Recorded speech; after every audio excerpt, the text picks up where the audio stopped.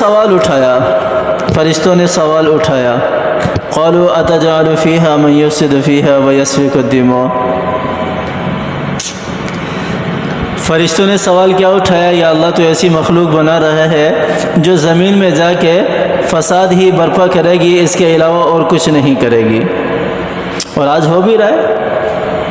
سب سے پہلا قتل جو ہے وہ حضرت آدم علیہ السلام کے بیٹوں کے درمیان ہوا۔ ایک کہہ رہا ہے کہ مجھے وہ عورت چاہیے جو خوبصورت ہے، دوسرا کہہ رہا ہے کہ نہیں، وہ اللہ تعالیٰ نے مجھے نکاح میں دی ہے، میں اس میں نکاح کروں گا۔ اور پہلا جو فساد وہ بھی عورت کی وجہ سے، شیطان نے جو ان کے درمیان فساد کروایا۔ اور آج بھی جتنے کے جتنے فساد ہیں وہ سارے کے سارے اسی عورت کی کیے دھرے ہیں، اسی عورت کی وجہ سے ہے۔ عورت ہی سارے فتنے برپا کرتی ہے، عورت ہی مرد کو غلط گائیڈ کرتی ہے، اور وہ مرد ہی نہیں ہے، وہ مرد ہی نہیں ہے جو عورت کے گائیڈ کرنے پر چلتا ہے۔ آپ صلی اللہ علیہ وسلم کی حدیث ہے، آپ صلی اللہ علیہ وسلم نے فرمایا کہ جب تمہارے اوپر ایسا زمانہ آ جائے، 3 نشانیاں بتائی ہیں، اس میں صرف ایک بتا دیتا ہوں کہ جب تمہارے اوپر ایسا زمانہ آ جائے کہ تمہارے مشورے جو ہیں وہ اہل رائے کے علاوہ تمہاری عورتوں سے ہونا شروع ہو جائیں۔ انسان کرنا، آج کل تو عورت کرتی ہے، عورت اپنی مرضی چلاتی ہے، حدیث کے اندر تو پھر بھی تھوڑی سی مرد کی رعایت رکھی گئی ہے کہ تمہارے مشورے جب تمہاری عورتوں سے ہونا شروع ہو جائیں تو تمہارا زمین کے اندر دھس جانا تمہارا زمین کے اوپر رہنے سے بہتر ہے۔ اور آج ہو رہا ہے، سارے کے سارے معاملات عورت کی مرضی کے مطابق چل رہے ہیں۔ عورت گھر کی ملکہ ہے، باہر کی نہیں ہے، مرد کی ملکہ نہیں ہے۔ عورت صرف گھر کی ملکہ ہے، اور گھر کا بادشاہ وہ مرد ہے۔ جب مرد گھر میں آ جائے تو پھر ملکہ کا کوئی کام نہیں رہتا، وہ بادشاہ اپنے گھر کو چلائے گا۔ بادشاہ کے گھر میں داخل ہونے کے بعد ملکہ کی حکومت ختم۔ اتنا بڑا مقام اور اتنا بڑا مرتبہ اور اتنا بڑا درجہ اللہ تعالیٰ نے جو ہے وہ انسان کا رکھا ہے، اتنا بڑا مقام اللہ تعالیٰ نے انسان کا رکھا ہے۔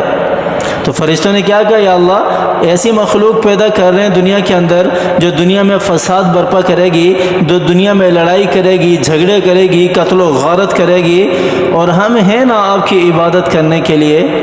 یہاں اللہ تعالیٰ نے ہمیں بتا دیا کہ اللہ تعالیٰ بندوں کی عبادت کے محتاج نہیں ہے۔ یہاں اشارہ ہے اس چیز کی طرف۔ اللہ تعالیٰ نے قرآن پاک میں تو ارشاد فرمایا، وَمَا خَلَقْتُ الْجِنَّ وَالْإِنسَ إِلَّا لِيَعْبُدُونَ، کہ میں نے بندوں کی تخلیق جو ہے وہ صرف اور صرف اپنی عبادت کے لیے کی ہے۔ ہماری تخلیق اللہ کی عبادت کے لیے ہے۔ عبادت کوئی الگ سے کام کرنے کا نام نہیں ہے، کوئی الگ سے کسی چیز کو اپنانے کا نام عبادت نہیں ہے۔ عبادت میرا ہر عمل، میری تخلیق، میرے جسم سے صادر ہونے والا ہر عمل جو ہے وہ عبادت ہے، وہ میرے لیے عبادت ہے۔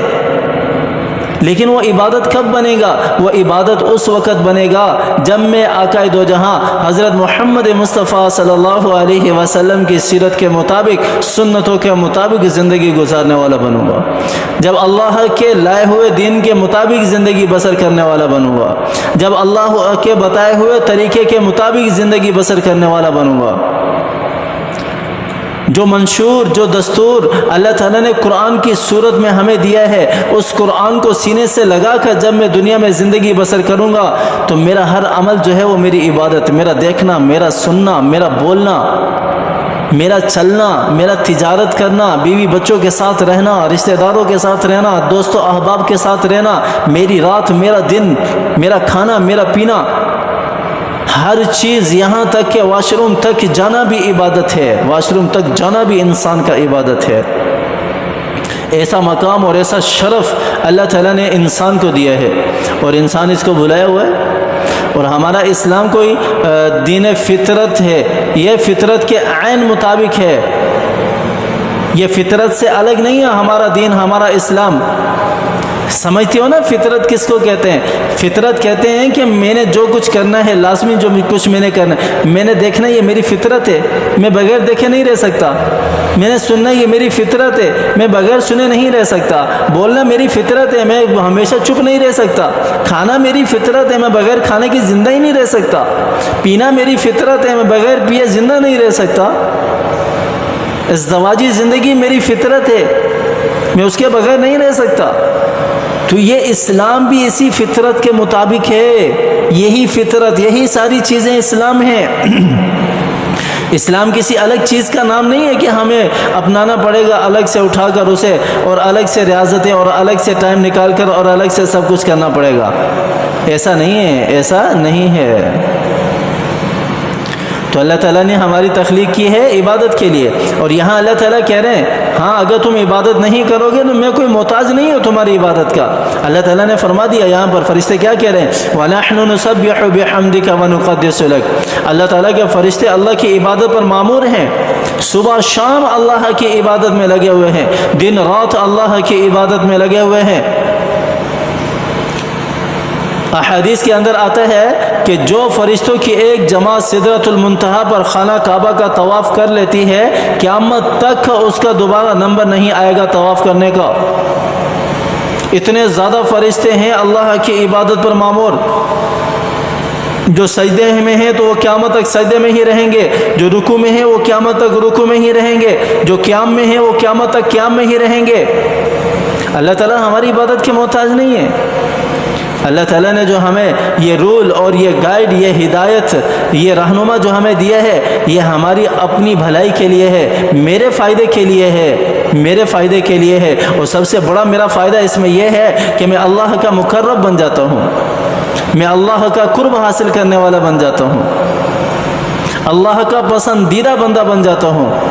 اور جو اللہ تعالیٰ نے شروع میں کہا نا کہ جو کیا کہتے ہیں کہ بینیفٹ اور جو فائدہ اور جو فضیلت اللہ تعالیٰ نے ارشاد فرمائی ہے شروع میں، وَإِذْ قَالَ رَبُّكَ لِلْمَلَائِكَةِ إِنِّي جَاعِلٌ فِي الْأَرْضِ خَلِيفَةً، اس کا مستحق بن جاتا ہوں، اس کا مستحق بن جاتا ہوں۔ اور پھر آخر میں اللہ تعالیٰ نے کیا ارشاد فرمایا؟ قَالَ إِنِّي أَعْلَمُ مَا لَا تَعْلَمُونَ۔ یہاں پر اشارہ ہے شیطان مردود کی طرف۔ اسے بھی اللہ نے مردود کرنا تھا، وہ تکبر اختیار کر چکا تھا، وہ تکبر کے اندر آ چکا تھا۔ شیطان آگ سے بنا ہوا، فرشتے نور ہیں، نورانی مخلوق ہیں، شیطان ناری مخلوق ہے، آگ سے بنی ہوئی۔ خلقتنی من نار وخلقتہ من طین۔ کیا کہا تھا جب اللہ تعالیٰ نے فرشتے سے کہا کہ سجدہ کرو؟ حضرت آدم، فرشتوں سے کہا اور شیطان سے کہا کہ سجدہ کرو حضرت آدم علیہ السلام کو۔ شیطان نے کیا کہا تھا کہ مجھے آگ سے پیدا کیا، آگ اعلیٰ ہے، افضل ہے مٹی سے، میں مٹی کو کس طرح سجدہ کر سکتا ہوں؟ تو اللہ تعالیٰ جانتے تھے اس کے تکبر کو، تو اللہ تعالیٰ نے سب کے سامنے رسوا کیا، اسے مردود کیا، عبرت کا نشان بنایا، عبرت کا نشان بنایا شیطان کو اللہ تعالیٰ نے، اور رہتی دنیا تک راندہ درگاہ کر دیا، اور ہمیشہ ہمیشہ کے لیے مردود کر دیا، اور کل قیامت والے دن بھی وہ جہنم میں جلے گا۔ اللہ تعالیٰ ہمیں قرآن کی سمجھ عطا فرمائے، اللہ تعالیٰ ہمیں قرآن کے مطابق زندگی گزارنے کی توفیق عطا فرمائے۔ جتنے بھی بیمار ہیں دعا کریں ان کے لیے، اللہ تعالیٰ سب بیماروں کو اس قرآن کی برکت سے صحت یابی والی زندگی عطا فرمائے، شفا کلی عطا فرمائے۔ اور جتنے بھی اس دنیا سے جا چکے ہیں اللہ تعالیٰ اس تلاوت کا، اس درس کا، اور اسی طرح اس تفسیر کا، اور اسی طرح ہمارے پاس جتنے بھی نیک اعمال ہیں ان کا ثواب جو ہے وہ سارے کے سارے عزیز و اقارب کے ارواحین کو پہنچا دے اور ان کی کامل مغفرت فرما دے۔ اللہ تعالیٰ ہمیں سمجھ عطا فرمائے۔ آمین ثم آمین، وآخر دعوانا ان الحمد للہ رب العالمین۔